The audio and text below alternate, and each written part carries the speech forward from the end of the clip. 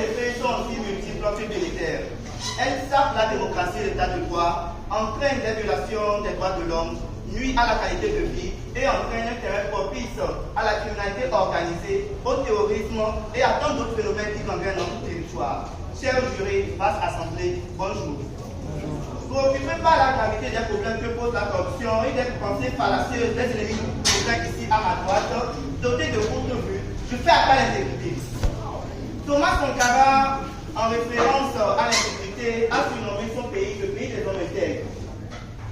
Ceci a donc montré que l'intégrité est un flambeau dans la lutte contre ce désastre corruptionnel. L'adoption et l'insertion de cette qualité présidienne est donc un bouclier pour lutter contre ce phénomène intrépide. Pour optimiser le désappointement face à la corruption, nous devons faire recours à l'intégrité.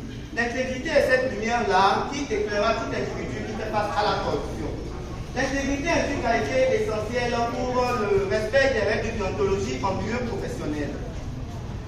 Nous devons tous prendre part à cette nouvelle vision qui se basera sur le renforcement, sur une culture là où la corruption est prohibée. Et cela ne peut se faire que si nous sommes des personnes intègres. La CFAO s'inscrit donc à l'ordre du jour. Dans la lutte contre ce fléau, en rappelant l'importance des valeurs clés telles que la transparence et l'intégrité dans le code anti-corruption.